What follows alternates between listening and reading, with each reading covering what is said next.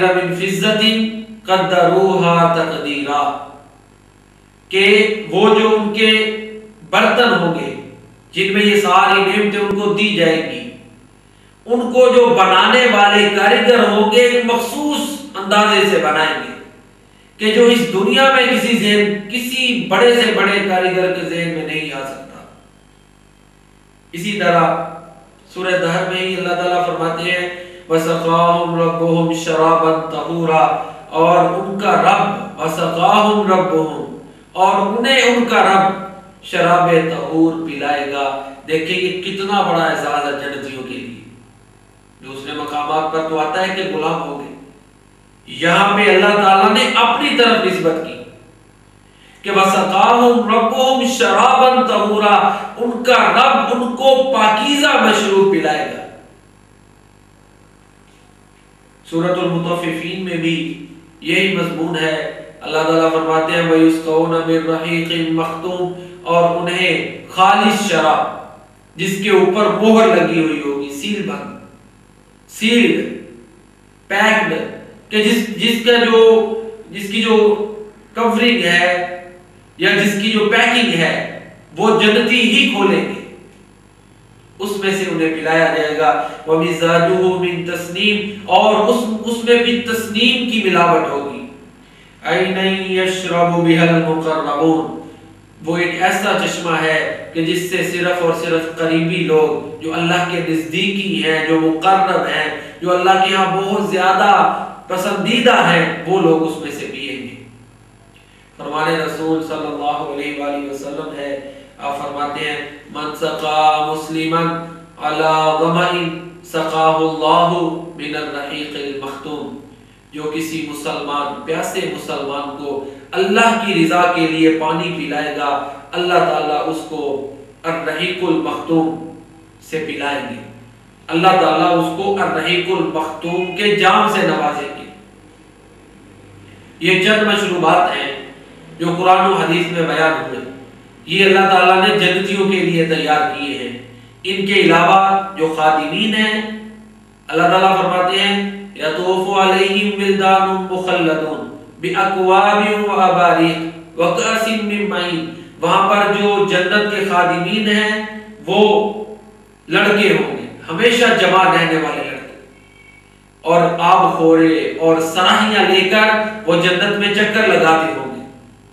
وکأس من معین، اور خالص شراب کا جام، کہیں پر وہ شہد کے جام لے کر، کہیں پہ دودھ کا جام لے کر، اور اسی طرح کہیں پر وہ چشمہ جس میں زنجبیل کی ملاوٹ ہوگی، اور وہ چشمہ جس میں کافور کی ملاوٹ ہوگی، ان کے پانی دے کر سراہیوں میں، آب خوروں میں، یا ایسے ایسے برتنوں میں کہ جو ہماری عقل سے مابرا ہیں، ہم سوچ بھی نہیں سکتے، سونے اور چاندی کے برتن، یا ان سے بھی بڑھ کر جو قیمتی اشیاء ہیں ان کے برتن بنے ہوئے ہوں گے، ان میں لے کر وہ یہ ساری نعمتیں پھر رہے ہوں گے۔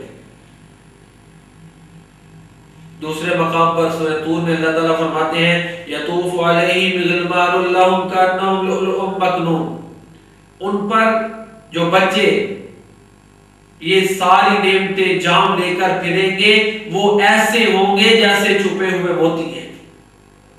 کأنہم لؤلؤ مکنون، یعنی وہ جو خادمین ہیں ان کا لباس، ان کی شکل و شباہت ایسی خوبصورت ہوگی جیسے چھپا ہوا موتی ہو۔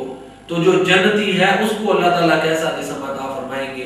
یہ کوئی فرضی باتیں نہیں ہیں، یہ قرآنی آیات، زیادہ تر قرآنی آیات پیش کی گئی ہیں، اور ہمارا عقیدہ ہے کہ ہر بات میں غلطی کا امکان ہو سکتا ہے، لیکن قرآن میں اور نبی صلی اللہ علیہ وسلم کے فرمان میں غلطی کا شائبہ نہیں ہو سکتا۔ یہ کوئی قصہ نہیں، یہ کوئی کہانی نہیں، یہ حقیقت ہے، یہ جنتیوں کو ملنا ہے۔ یہی وجہ ہے کہ نبی کریم صلی اللہ علیہ وآلہ وسلم نے فرمایا تھا الکیس من دان نفسہ وعمل لما بعد الموت، عقل مند وہ ہے جو اپنے آپ کا احتساب کرتا ہے اور موت کے بعد والی زندگی کی تیاری کرتا ہے، کیونکہ وہ تو ہمیشہ رہنے والی زندگی ہے۔ جو اس دنیا کے پیچھے بھاگ کے آخرت کو خراب کرتا ہے، ظاہر اس نے گھاٹے کا سودا کیا۔ کیونکہ یہ دنیا یہ تو متاع الغرور ہے. اقبال نے بھی کہا تھا نا، کیا ہے تو نے متاع غرور کا سودا، فریب سود و زیاں لا الہ الا اللہ. تو یہ دنیا تو دھوکے کا سامان ہے. تو جو آدمی اس کو چھوڑ کے آخرت کی تیاری کرتا ہے وہی عقل مند ہے، کیونکہ وہاں موت تو آنی نہیں، وہ ہمیشہ کی زندگی ہے. اور اس دنیا کی آخرت کے مقابلے میں مثال ایسے ہے، نبی صلی اللہ علیہ وسلم فرماتے ہیں کہ اس کی حیثیت تو مچھر کے پر کے برابر بھی نہیں. اگر آخرت کے مقابلے میں دنیا کی حیثیت مچھر کے پر کے برابر بھی ہوتی تو اللہ تعالیٰ کافر کو پینے کے لیے پانی کا گھونٹ نہ دیتے. اللہ تعالیٰ فرماتے ہیں یطوف علیہم غلمان لہم کأنہم لؤلؤ مکنون. جو ان کے خادمین ہوں گے، خدام ہوں گے، ان کی کیفیت یہ ہوگی کہ جیسے چھپے ہوئے موتی ہیں. اور سورۃ الدہر میں 29ویں پارے میں اللہ تعالیٰ فرماتے ہیں اذا رأیتہم حسبتہم لؤلؤا منثورا. اے اللہ کے نبی، جب وہ جام لے کے جنت میں پھریں گے نا تو اس منظر کو تم دیکھو تو تم ایسے سمجھو گے جیسے موتی بکھرے ہوئے ہیں. وَإِذَا رَأَيْتَ ثَمَّ رَأَيْتَ نَعِيمًا وَمُلْكًا كَبِيرًا. پھر جب آپ دیکھیں گے تو پھر آپ دیکھیں گے کہ اللہ کی وہاں نعمتیں ہی نعمتیں ہیں، اور جنتی کو بہت بڑی بادشاہ سے اللہ تعالیٰ نے نوازا ہوا ہے. تو بہرحال جنتیوں کے پینے کے لیے قسمہ قسم کے مشروبات ہوں گے، اور وہاں جو خادمین ہوں گے وہ دنیا کے بڑے سے بڑے ریسٹورنٹ میں، بڑے سے بڑے ہوٹل میں ایسے خادمین نہیں ہو سکتے جو وہاں ایک چھوٹے سے چھوٹے یا ادنا درجے کے جنتی کو جو خادمین ملیں گے وہ دنیا کے خادمین کا ان کے ساتھ کوئی موازنہ نہیں ہے. پھر پھلوں کے حوالے سے بھی قرآن مجید میں اللہ تعالیٰ فرماتے ہیں فیہما من کل فاکہۃ زوجان. وہاں ہر پھل جوڑا جوڑا ہوگا. وَلَهُمْ فِيهَا مِن كُلِّ الثَّمَرَاتِ سورہ محمد صلی اللہ علیہ وسلم. وہاں ہر قسم کے پھل ہوں گے. وَفَاكِهَةٍ مِّمَّا يَتَخَيَّرُونَ سورۃ الواقعہ. جیسے پھل چاہیں گے ویسے ملیں گے. سورہ واقعہ وہی ہے فی صدر مخضود. بیریاں ہوں گی لیکن ان پہ کانٹے نہیں ہوں گے. وَطَلْحٍ مَنْضُودٍ تہ بتہ کیلے ہوں گے. وَظِلٍّ مَمْدُودٍ اور لمبے سائے ہوں گے. وَمَاءٍ مَسْكُوبٍ اور بہتا ہوا پانی ہوگا. وَفَاكِهَةٍ كَثِيرَةٍ اور بہت زیادہ پھل ہوں گے. لَا مَقْطُوعَةٍ وَلَا مَمْنُوعَةٍ نہ وہ ختم ہوں گے نہ ان سے روکا جائے گا. جیسے پھل چاہیں گے ویسے ملیں گے. سورہ بقرہ میں آتا ہے اللہ تعالیٰ فرماتے ہیں وَبَشِّرِ الَّذِينَ آمَنُوا وَعَمِلُوا الصَّالِحَاتِ. جو لوگ ایمان لائے اور نیک عمل کرتے رہے ان کو خوشخبری سنا دو.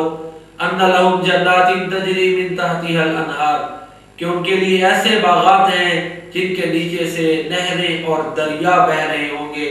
كُلَّمَا رُزِقُوا مِنْهَا مِنْ ثَمَرَةٍ رِزْقًا جب کبھی انہیں پھلوں کا رزق دیا جائے گا قالوا هذا الذي رزقنا من قبل تو وہ کہیں گے یہ تو وہی ہے جو ہمیں اس سے پہلے دیا گیا. وَأُتُوا بِهِ مُتَشَابِهًا اور اس سے ملتا جلتا انہیں دیا جائے گا. اور یہ بھی نہیں ہے کہ کچھ عرصہ جب وافر مقدار میں نعمتیں ملیں گی تو ان کے لیے وہ لذت کا سبب نہیں ہوگی. ایسا نہیں ہے. ان کا دل نہیں اکتائے گا بلکہ ان کے لیے ہمیشہ کے لیے وہ لذت کا ہی سبب رہے گی. ایسا نہیں ہے کہ بس کچھ عرصہ وہ جو ہے نعمتیں ان میں اٹریکشن ہوگی، جاذبیت ہوگی اور اس کے بعد ان میں جاذبیت اور اٹریکشن ختم ہو جائے گی. بلکہ نہیں، بلکہ وہ ہمیشہ ہمیشہ کے لیے ان کے لیے باعث لذت ہوں گی. اور اللہ تعالیٰ قادر ہے کہ بعد میں جو نعمت دے وہ پہلی سے زیادہ لذیذ ہو. اس بات پہ اللہ قادر ہے کہ اللہ تعالیٰ اس کو ایسا بنا دے. پھر یہی نہیں ہے بلکہ جنت میں جب جنتی جنت میں چلے جائیں گے تو پھر اعلان ہوگا. صحیح مسلم شریف کی روایت ہے ینادی منادن ایک اعلان کرنے والا اعلان کرے گا ان لکم ان تصحوا فلا تسقموا ابدا، اب تم ہمیشہ صحت مند رہو گے، کبھی تمہیں کسی قسم کی بیماری نہیں لاحق ہوگی، نہ وہاں بلغم کا مسئلہ ہوگا، نہ سر درد کا مسئلہ ہوگا، نہ ہی کوئی اور جسمانی یا روحانی یا ذہنی کسی قسم کی کوئی بیماری نہیں ہوگی۔ وَأَنَّ لَكُمْ أَن تَحْيَوْا فَلَا تَمُوتُوا أَبَدًا، یہ اعلان ہوگا کہ اب تم ہمیشہ زندہ رہو گے، تمہیں موت نہیں آئے گی۔ یہ کوئی فرضی باتیں نہیں ہیں، میں پہلے بھی بتا چکا ہوں، یہ کوئی فرضی باتیں نہیں، یہ نبی صلی اللہ علیہ وسلم کے منہ سے نکلے ہوئے حقائق ہیں، قرآنی حقائق ہیں جو میں پیش کر رہا ہوں۔ وَأَنَّ لَكُمْ أَن تَشِبُّوا فَلَا تَهْرَمُوا أَبَدًا، اب ہمیشہ تم جوان رہو گے، بڑھاپا نہیں آئے گا۔ دنیا میں جوانی کو برقرار رکھنے کے لیے کیا کیا کچھ کرتے ہیں، لیکن وہاں پہ یہ کوئی فکر نہیں ہوگی، ہمیشہ صحت، ہمیشہ زندگی، ہمیشہ کی جوانی۔ وَأَنَّ لَكُمْ أَن تَنْعَمُوا فَلَا تَبْتَئِسُوا أَبَدًا، اور یہ بھی کہا جائے گا کہ یہ ہمیشہ ہمیشہ نعمتیں ہیں، تمہارے لیے ہیں، ان سے جاؤ اور لذتیں حاصل کرو، کبھی بھی تم مایوس نہیں ہوگے۔ اس کے بعد اللہ تعالیٰ کا یہ قول مَنُودُوا أَن تِلْكُمُ الْجَنَّةُ أُورِثْتُمُوهَا بِمَا كُنْتُمْ تَعْمَلُونَ، یہ قول بھی پڑھا جائے گا، آواز اعلان ہوگا، ندا ہوگی کہ یہ جنت ہے، اس کے تم اس وجہ سے وارث بنے کہ تم نیک عمل کرتے تھے۔ پھر یہی بس نہیں کہ یہ چند نعمتیں ہیں، اگر ان کے علاوہ جنتی چاہے کہ کوئی اس کو اور نعمت ملے جو ہمارے خیال میں بھی نہیں تو وہ بھی ملے گی۔ اللہ تعالیٰ قرآن مجید میں فرماتے ہیں وَلَكُمْ فِيهَا مَا تَشْتَهِي أَنفُسُكُمْ وَلَكُمْ فِيهَا مَا تَدَّعُونَ، جو تمہارا جی چاہے گا وہاں تمہیں ملے گا، جو خواہش کرے وہ کرو گے ملے گا۔ وَلَكُمْ فِيهَا مَا تَدَّعُونَ، جو مانگو گے ملے گا، جو خواہش کرو گے وہ پوری ہوگی۔ ایک اور مقام پر اللہ تعالیٰ فرماتے ہیں وَهُمْ فِي مَا اشْتَهَتْ أَنفُسُهُمْ خَالِدُونَ، جو ان کے دل چاہیں گے اس میں وہ اگر ہمیشہ رہنا چاہیں تو وہ بھی ملے گا، ہر خواہش ہر آرزو پوری ہوگی۔ اس کے علاوہ ایک اور روایت میں ہے کہ اِذَا صَارَ أَهْلُ الْجَنَّةِ إِلَى الْجَنَّةِ أَهْلُ النَّارِ إِلَى النَّارِ جِيءَ بِالْمَوْتِ كَأَنَّهُ كَبِشٌ أَمْلَحٌ، جب جنتی جنت میں چلے جائیں گے اور دوزخی دوزخ میں چلے جائیں گے تو موت کو ایک سیاہ و سفید مینڈے کی شکل میں لایا جائے گا، حتی یجعل بین الجنت والنار ثم یذبح ثم ینادی منادی، پھر جو ہے اسے جنتی اور دوزخیوں کے درمیان ایک اونچی جگہ پہ رکھ کے ذبح کر دیا جائے گا۔ دیکھیں ظاہراً موت کا کوئی وجود نہیں، اللہ تعالیٰ قادر ہے کہ اس کو وجود دے کے اس کو بھی ذبح کرے، اور یہ بھی ایک حقیقت ہے کہ موت اور زندگی دونوں اللہ کی مخلوق ہیں، موت کو بھی اللہ تعالیٰ نے پیدا کیا ہے اور زندگی کو بھی۔ سورہ ملک کی دوسری آیت مبارکہ میں اللہ تعالیٰ فرماتے ہیں الذی خلق الموت والحیات، اللہ وہ ذات ہے جس نے موت اور زندگی کو پیدا کیا۔ سورہ ملک کی ابتدائی آیات ہیں تبارک الذی بیدہ الملک، برکت والی وہ ذات ہے جس کے ہاتھ میں بادشاہت ہے، وَهُوَ عَلَى كُلِّ شَيْءٍ قَدِيرٌ،